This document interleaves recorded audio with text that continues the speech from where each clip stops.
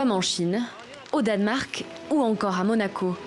La 5G devait rayonner partout en Suisse. C'était sans compter la résistance de ses citoyens.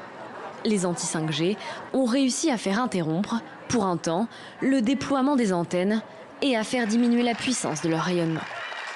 Un soulagement pour Camille.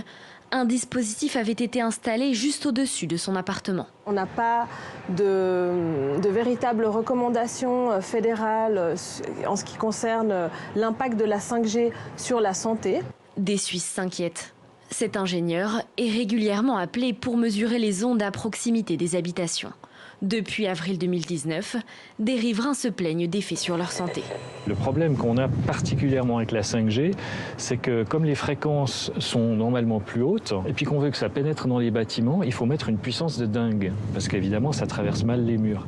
Au total, seulement 360 antennes 5G ont été installées sur tout le territoire. Elles devaient être au nombre de 20 000. Un contretemps malheureux pour les opérateurs. On a d'un côté vraiment ce besoin et cette volonté de vouloir toujours être connecté, de pouvoir transférer toujours plus de données, que ce soit des vidéos, des photos ou autres. Et d'un autre côté, on a certaines craintes qui sont liées à justement par une antenne devant chez soi, etc. C'est un petit peu le même phénomène que l'autoroute. Tout le monde aimerait pouvoir l'utiliser, mais surtout pas devant chez soi. L'Organisation mondiale de la santé a classé les rayonnements électromagnétiques comme cancérigènes possibles pour l'homme, considérant comme crédible un lien de cause à effet.